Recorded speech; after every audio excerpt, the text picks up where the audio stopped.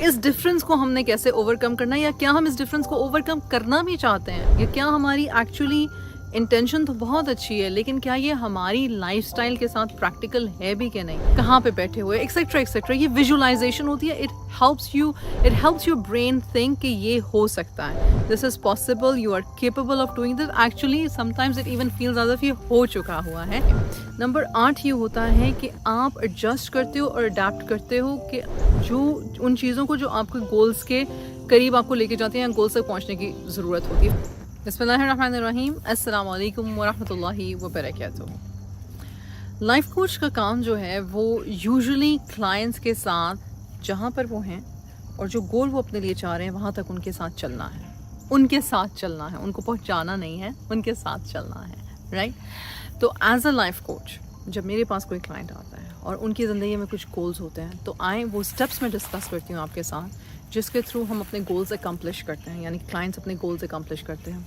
10 steps हैं, देखते हैं वो क्या हैं। नंबर 1, सबसे पहले तो कोच अपने क्लाइंट के साथ एक ट्रस्ट रिलेशनशिप बिल्ड करता है। एक रिलेशनशिप ऐसा जिसमें कि वो उसकी बात सुने, मतलब क्लाइंट की बात सुनी जाए बग़ैर उसे टोके, बग़ैर उसे जज किए, उसकी बात को समझा जाए और उससे रीट्रेट किया जाए, क्या आपने मुझसे ये कहा है, क्या आपकी बात का ये मतलब है, और क्लाइंट को पता चले कि हाँ भाई मेरी बात जैसे मैं कन्वे कर रहा हूँ या कर रही हूँ इसको वैसे ही समझ आ रही है, दोनों की समझ में फ़र्क ना हो, दोनों एक दूसरे से ये बात टैली कर लें। उसके बाद ये कि क्लैरिफाई कर लें गोल्स, आइडेंटिफाई वैल्यूज़ कर लें। मैं हमेशा कहती हूँ आपकी वैल्यू क्या है, आपके लिए ऑनेस्टी वैल्यू है, पैसा वैल्यू है, करियर वैल्यू है, अल्लाह सुब्हानहू व तआला को राज़ी करना वैल्यू है, आपकी फैमिली आपके लिए वैल्यूबल है। क्योंकि बाज़ औक़ात ऐसे होता है, स्पेशली अगर आप कॉर्पोरेट सेक्टर में काम कर रहे हैं या आप अपने काम को बेहतर करने की कोशिश कर रहे हैं, लेकिन आपकी वैल्यू ये है कि आप घर पर ज़्यादा टाइम गुजार सकें, तो वो जो काम और घर, ये जो दोनों चीज़ें हैं, फैमिली और काम, अब उन दोनों में से कोई एक चीज़ दूसरी चीज़ से सबकत ले जाएगी। किसी एक चीज़ को करने में आपको ज़्यादा आसानी या लुत्फ़ महसूस होगा, जबकि दूसरी चीज़ जो है उसमें आप हमेशा स्ट्रगल ही करते रहोगे।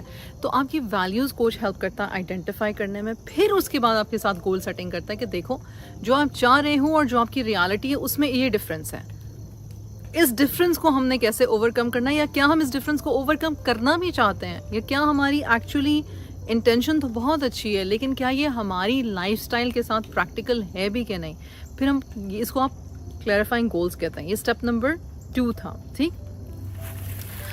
फॉर एग्जांपल अगर आप कहना चाहते हैं कि I want to get fit, तो फिर आप अपने गोल को क्लैरिफाई करें, क्या करना शुरू करेंगे। अगेन एनवायरनमेंट कंड्यूसिव करेंगे, कोई काम शुरू करेंगे, कर रहे हैं, करना चाहते हैं, कर क्या रहे हैं, इस बारे में क्या समझते हैं, कहाँ से शुरू करना चाहते हैं। नंबर 3, आप अपने गोल्स को एक्शनेबल स्टेप्स में ब्रेक डाउन कर लेंगे, राइट।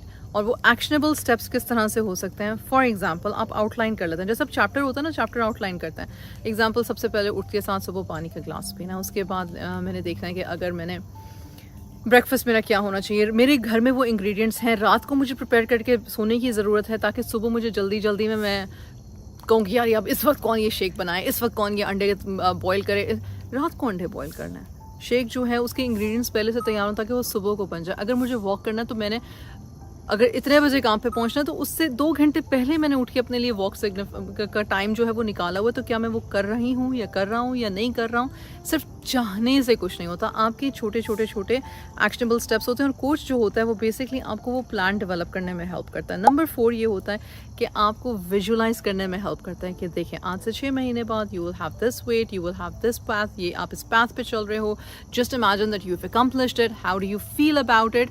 एक तरह से इनकरेज करना। और विजुलाइजेशन की पावर ये है कि आप बेसिकली दुआ कर रहे हो, आप दुआ कर रहे हो और आप साथ साथ अल्हम्दुलिल्लाह भी कह रहे हो और आप साथ साथ अल्लाह का शुक्र और अल्लाह का जिक्र करते हुए अपने गोल को देख रहे हो।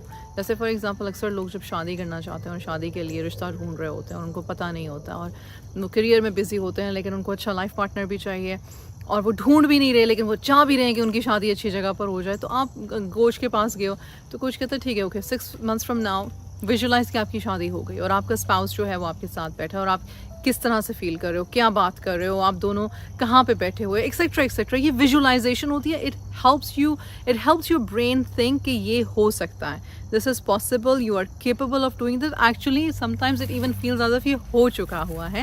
And working towards your goal becomes easier, या आपको एक encouragement देता है. नंबर 5 ये कि कोच आपके साथ अकाउंटेबिलिटी मेजर्स चेक इन करता है. फॉर एग्जांपल कोच ने कहा कि अगले हफ्ते जब आप मुझसे बात करेंगे तो आप मुझे बताइएगा कि आपने कितने सफ़े लिखे. फॉर एग्जांपल आपको राइटिंग कोच है आपका, और आपने कितने सफ़े लिखे. अच्छा आप इतने सफ़े लिखेंगे, ओके फ़ाइन. चेक इन किया, टेक्स्ट किया कोच ने या फ़ोन कॉल हुई, अच्छा बताएं, दिखाएं मुझे आपने क्या काम किया है, या what was your what did you do this week, What did you accomplish this week, right? आपको पता है, आपके दिमाग में होता है कि okay fine, you know what, coach ने मुझसे पूछना है, मुझे ये काम करने की ज़रूरत है.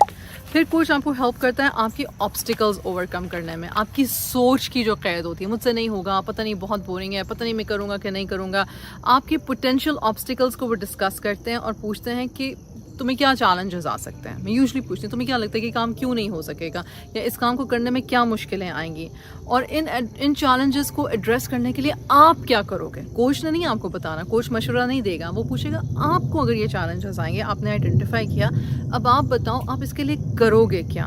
और फिर आपकी जो सेटबैक है उसको रीफ्रेम करना. सेटबैक फॉर एग्जाम्पल, आपने सोचा हुआ था कि जी मैंने रोज़ इतने मिनट एक्सरसाइज करनी है, और फिर खुदा ना खास्ता फैमिली में किसी किस्म की कोई बीमारी आ गई, कोई डेथ आ गई, आपको टाइम नहीं मिला, नहीं जाना पड़ा. लाइफ है, होता है. Family first. अगर आपकी वैल्यू फैमिली फ़र्स्ट है तो आप इतना माइंड नहीं करोगे. लेकिन अगर आपकी कोई इमरजेंसी है, यानी कि आपको आपकी गोल्स को अचीव करने में इमरजेंसी है, तो कोच आपको हेल्प करेगा और आपको याद दिलाएगा कि you are human, this is life, this happens. चलो अब क्या कर सकते हैं. अगर ये सिचुएशन हो गई है, ये चैलेंज आन पड़ा है, तो लेट्स फिगर आउट कि कर क्या सकते हैं. अगेन वो अकाउंटेबिलिटी भी है, वो एक सपोर्ट भी है, वो एक साउंडिंग बोर्ड भी होता है कोच की सूरत में आपके पास, राइट. नंबर 7, जब आप अचीव करते हो कुछ, तो of course the coach is the happiest, क्योंकि उन्होंने आपकी सारी जर्नी देखी है. आपको चीयर और आपको अप्लॉज करने वाला एक बंदा साथ होता है आपके.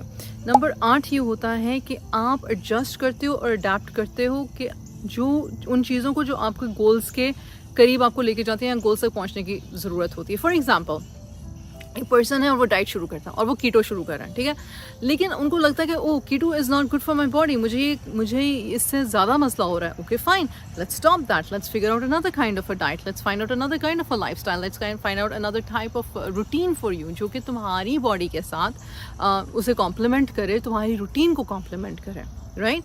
तो ज़रूरी नहीं है कि एक हतमी गोल हो गया और एक हतमी चीज़ हो गई और बस अब वही होनी है. नहीं, कोच की वजह से एक्नॉलेजमेंट, अकाउंटेबिलिटी, फ्लेक्सिबिलिटी, इनकरेजमेंट, ये सारी चीज़ें आपके साथ साथ रहती हैं. नंबर 9 ये है कि आप यूटिलाइज़ करते हो अपने टूल्स और resources. For example goal tracking apps होते हैं, या आपका कोई प्रोग्रेस आपको मॉनिटर करने के लिए कोई तरीका होता है, रूटीन चेक-इन्स होते हैं, एक दूसरे से बात होती है, एक दूसरे से टेक्स्ट होता है. और नंबर 10 ये होता है कि आप एक ग्रोथ माइंडसेट फॉस्टर करते हो, क्योंकि आप एक लाइफ जी रहे हो. आपने सब कुछ छोड़ के अपने गोल की तरफ ध्यान नहीं दे दिया, आपकी लाइफ में सारी चीज़ें साथ साथ चल रही हैं.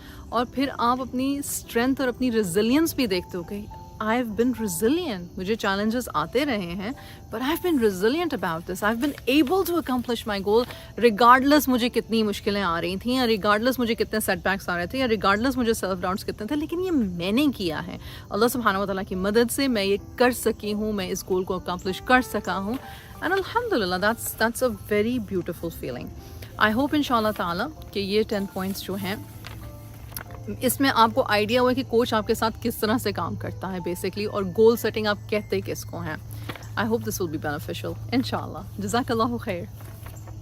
अस्सलाम वालेकुम वरहमतुल्लाहि वबरकातुहू. इरम बिन सफ़िया के चैनल पे एजुकेशनल वीडियोस और कॉन्सेप्ट्स को सीखते रहने के लिए मेरे चैनल को सब्सक्राइब करें. शुक्रिया.